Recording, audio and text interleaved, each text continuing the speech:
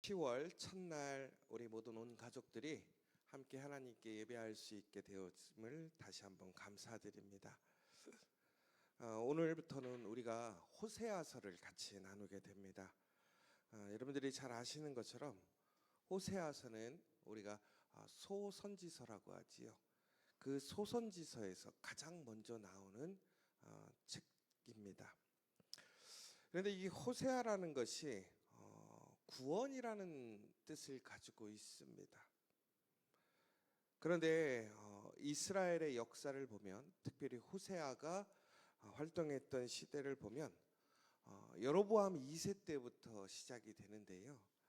북이스라엘의 선지자로서는 유일하게 활동했던 사람이고, 또 여로보암 2세에 시작해서 북이스라엘이 멸망할 때까지 선지자의 역할을 했던 사람이 호세아입니다. 다시 얘기하자면 호세아는 북이스라엘의 가장 찬란한 역사, 부흥했던 시대에서부터 그리고 망하는 그날까지 북이스라엘 출신의 선지자였다라는 것입니다. 여러분, 그런데 이 시간이 상당히 길 것 같잖아요. 그런데 그렇지 않았습니다. 여로보암 2세 이후에 6명의 왕이 바뀌게 되는데요. 그 시간이 20년이라는 시간이 걸리게 됩니다. 그러니까 20년이라는 시간 동안 여로보암 2세의 다음 왕들이 일어나게 되는데, 그 왕들이 여로보암 2세와 같이 찬란한 역사, 어떤 부흥과 잘 사는 그러한 시대가 아니라 서로가 서로를 죽이고 구테타가 일어나고 암살하는 그러한 아주 사회적인 혼란이 가중되는 20년의 시간을 경험하게 되고, 전국에는 북이스라엘이 멸망하게 됩니다. 그런데 아이러니한 것은 방금 말씀드린 것처럼 북이스라엘의 가장 부흥기를 꼽자면 두 사람을 꼽을 수 있는데, 오므리 왕조를 시작했던 오므리와, 그리고 오늘 우리가 함께 지금 이야기하고 있는 우리 여로보암 2세의 시대입니다. 그 시대에 어느 정도까지 이 북이스라엘이 잘 살게 되었고 강력했냐면, 옛 다윗과 솔로몬의 영토를 거의 다 회복할 만큼의 나라를 확장시켰던 왕이 여로보암 2세였다라는 것입니다. 더 나아가서는 그 시대에는 얼마나 삶이 풍성했던지 여름 별장, 겨울 별장이 있을 만큼 각각의 잘 사는 사람들이 그냥 세상에서 아주 가장 부유하게 살 수 있는 방법들을 추구하고 살게 되었다라는 것입니다. 그런데 그렇게 찬란하고 잘 살던 나라가 20년 동안 극심한 혼란을 경험하고 전국에는 그 나라가 망하게 되었다라는 거예요. 여러분, 그러니까 우리가 오늘 형통하고 잘 되는 것, 그것을 믿고 살아가서는 결코 우리의 인생이 구원을 얻지 못합니다. 특별히 이 선지서를 읽을 때 많은 사람들이 선지서를 잘 읽지 않습니다. 여러분들 아모스, 호세아가 소선지고, 대선지서 그러면 이사야 이런 부분들을 보시는데, 여러분들은 만약에 읽어야 된다고 한다면 선지서를 읽겠습니까? 아니면 신약이나 시편 혹은 창세기, 출애굽기 이런 부분들을 읽으시겠습니까? 많은 사람들이 이 소선지서, 특별히 선지서를 읽기를 싫어해요. 왜 그러냐면 이게 맨날 보면 같은 소리인 것 같고, 맨날 징계하는 얘기, 저주하는 얘기인 것 같고, 결국에는 망하는 얘기인데 뭘 이렇게 계속 읽어야 되고 무슨 의미가 있을까라는 생각을 하게 됩니다. 그런데 이 선지서들은 우리가 어떠한 지식적으로 이것을 이해하기 위해 읽는 것이 아니라 우리는 그 선지서를 느껴야 하는 것입니다. 특별히 이 호세아서가 그렇습니다.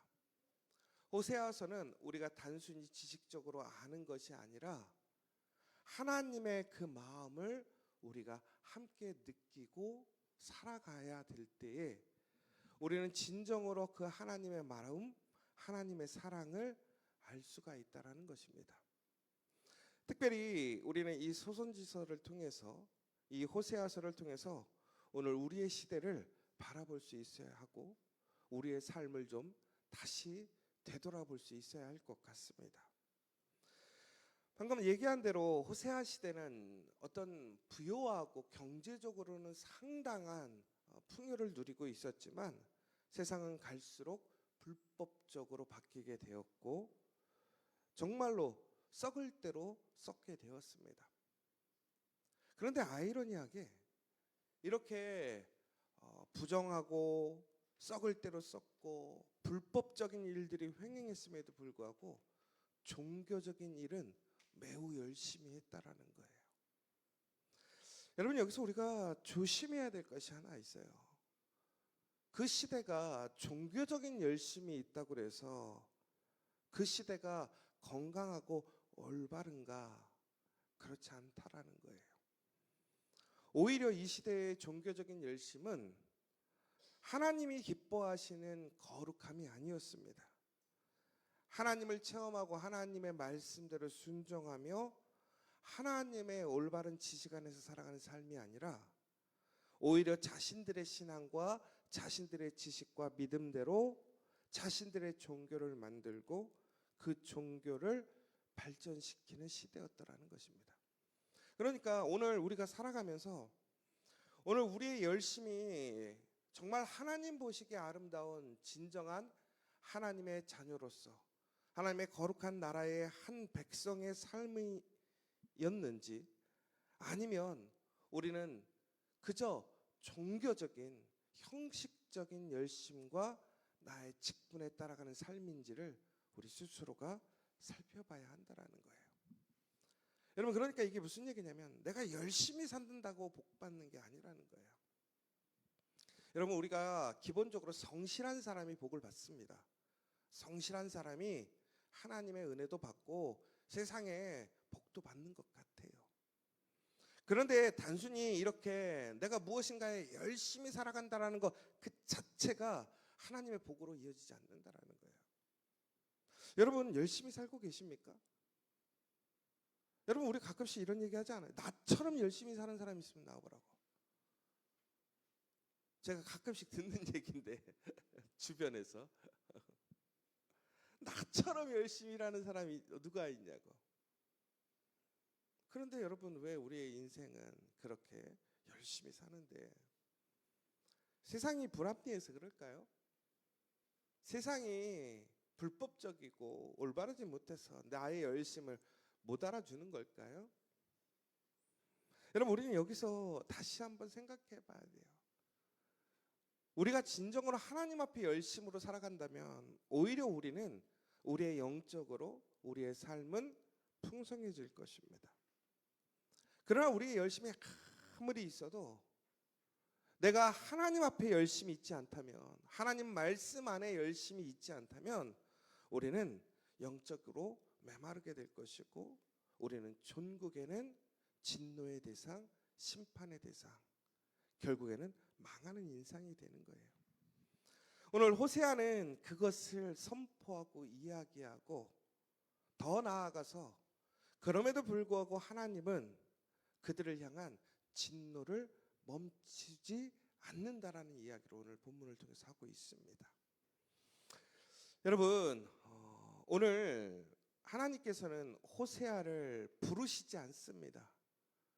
오늘 호세아에게 너가 나에게 선택되었다라는 어떠한 명분도 주지 않습니다. 오늘 하나님은 그저 호세아에게 명령하십니다. 불의한 여자와 결혼해서 부정한 불의한 자녀들을 낳아라. 여러분, 사람에게 결혼이라는 것이 얼마나 중요한 일입니까? 더 나아가서는 이스라엘 시대의 결혼이라는 것은 모든 삶의 기초이자 전부였었습니다. 그런데 끝이 보이는 결혼 생활이에요. 행복하지 않을 결혼 생활이에요. 이것은 반드시 하지 않아야 될 결혼이고 이것은 행복해질 수 없는 관계가 된다라는 거예요. 왜? 그 여인은 부정한 여인이라는 거예요. 더 나아가서 그것에 대한 결과는 하나님의 기업, 아름다운 기업, 풍성한 기업이 아니라 부정한 기업이 되고 진노의 기업이 되고 심판의 기업이 되는 거예요. 여러분 같으면 그럼에도 불구하고 하나님의 말씀에 순종하실 수 있겠습니까? 복이 아니에요. 은혜가 아니에요. 행복함이 아니에요. 그런데 하나님께서는 오늘 호세아를 부르셔서 그 불의한 여인과 결혼하고 부정한 자녀들을 낳게 했습니다. 히브리인들이 신앙을 말할 때요, 특별히 히브리인들의 진실함을 이야기할 때 그들은 자기들의 희생과 죽게 대한 헌신에 대해서 이야기를 합니다. 그런데 그것이 전체적인 히브리 사람들, 그 유대인들, 그 믿음의 사람들을 두고 얘기하는 것이 아니었습니다. 바로 선지자들을 기준으로 두고 얘기를 했더라는 거예요. 그러니까 그들이 하나님께 하나님 우리가 이렇게 희생하고요, 우리가 하나님 앞에 헌신하고 순종했습니다라는 얘기를 할 때는 전체적인 이스라엘 사람들의 보편적인 신앙의 수준과 모습으로 얘기한 것이 아니라 그들의 대표자 혹은 그들의 예언자적인 사명을 감당했던 선지자들을 통해서 그들은 기도했었다라는 거예요. 여러분, 그러므로 선지자라는 것은 매우 중요한 의미를 갖고 있는데 그 한 사람이 단순히 그 영적인 그러한 그룹의 리더가 되는 것이 아니라 그 시대를 대표하는 사람이 되는 것이고 증거가 되는 것이었다라는 거예요.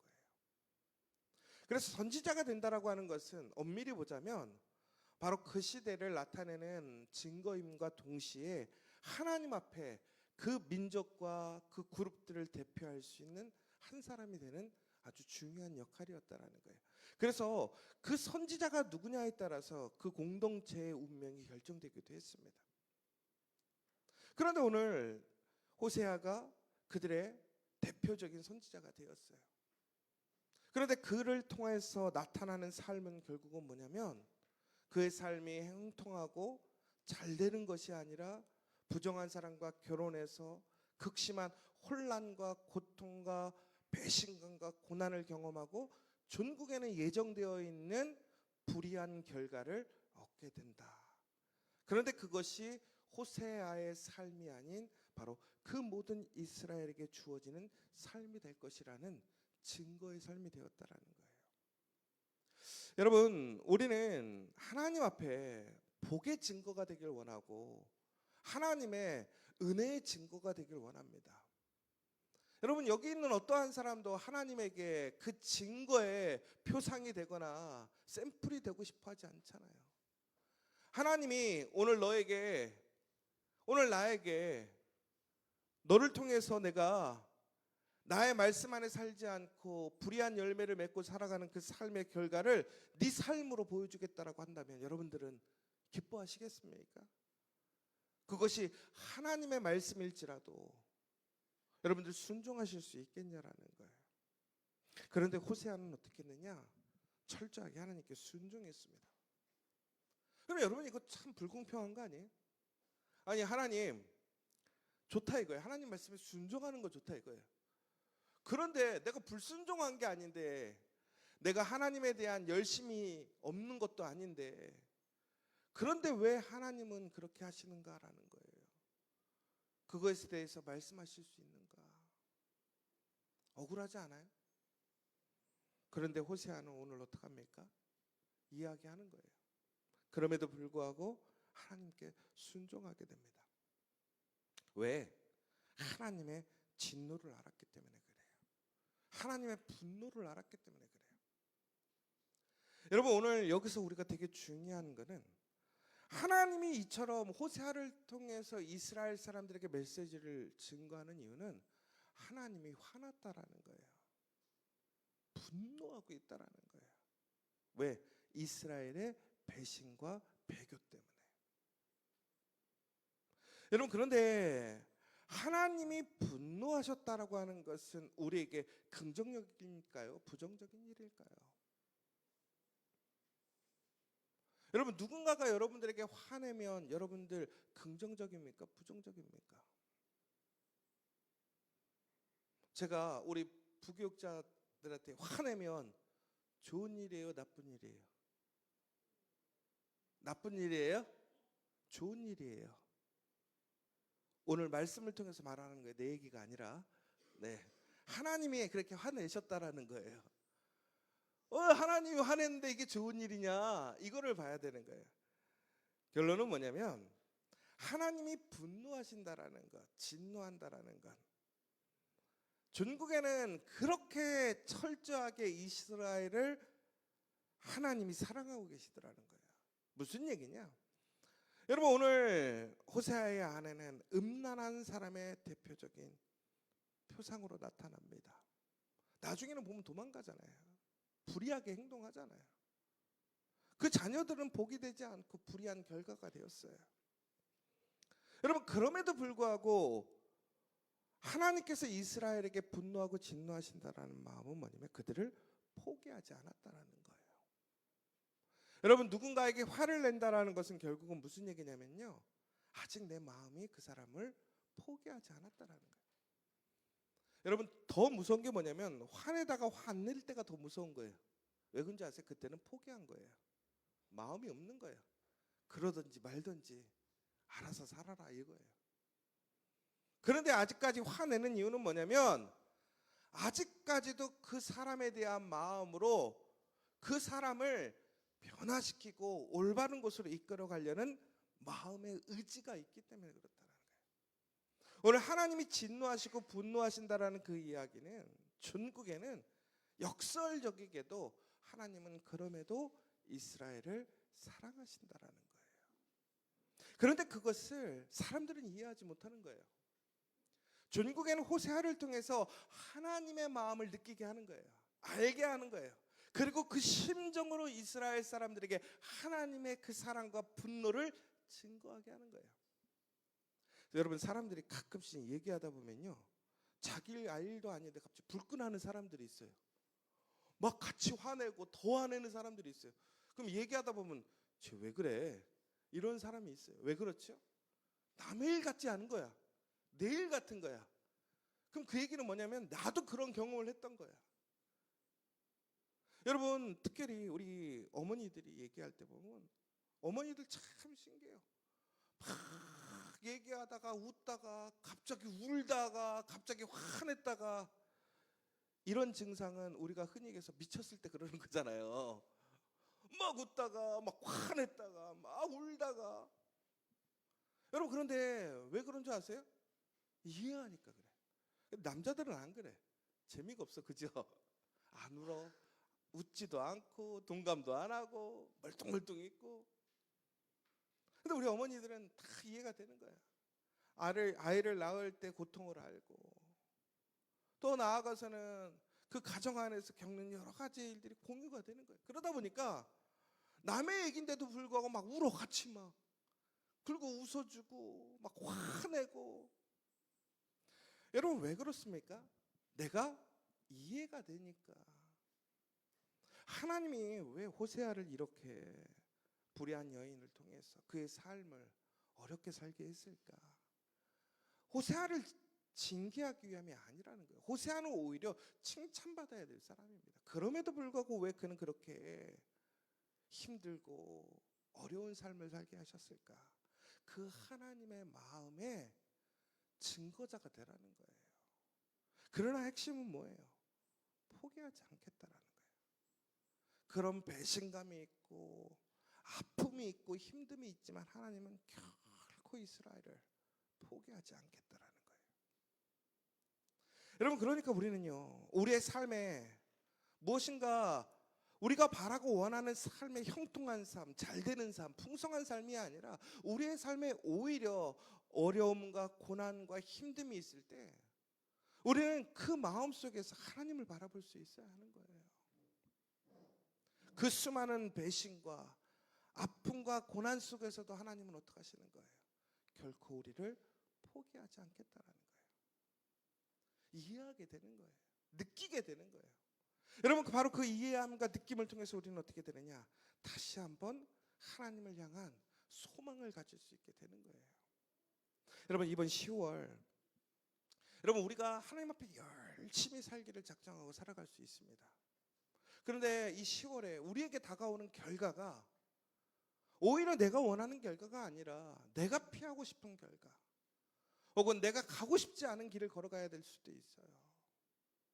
여러분, 그러나 그때 우리는 그 상황 속에서 느끼는 고통과 고난의 의미 속에서도 하나님은 변함없이 나를 향해 사랑하시고 나를 놓지 않으심을 기억해야 되고, 하나님은 그러한 상황 속에서도 그 모든 것들을 능히 감당하시고 승리하셨음을 기억해야 한다라는 거예요. 여러분, 이 10월 단순히 이제 더위가 조금은 줄어들고 이제는 모든 것이 좀 시원해져서 살만해지겠다? 결코 그렇게 되지 않죠. 그러나 이 10월에 우리가 해야 할 일은 뭐냐면 어떤 상황 속에서도 포기하지 않는 10월 되길 간절히 소망합니다. 하나님은 오늘 호세아서를 통해서 우리에게 그렇게 얘기하시는 거예요. 종국에는 어떻게 되었습니까? 이스라엘이, 그의 두 자녀들이 종국에는 그들의 이름과는 다른 원 의미의 복된 삶, 복된 의미로 바뀌게 해주시겠다는 거잖아요. 그리고 종국에는 무엇이라고 그러냐면 하나님의 아들이 되라고 말씀하시는 거예요. 하나님의 아들이 되게 하시겠다라는 거예요. 여러분, 종국에는 바로 그렇게 될 때 우리는 하나님의 놀라우신 사랑과 은혜를 통해서 회복하게 되고, 하나님의 그 거룩한 분노 가운데 하나님의 사랑 안에서 우리는 다시 구별되어지고 하나님의 거룩한 백성이 되어질 수 있다라는 것입니다. 종국에는 이스라엘 사람들이 어떻게 되었습니까?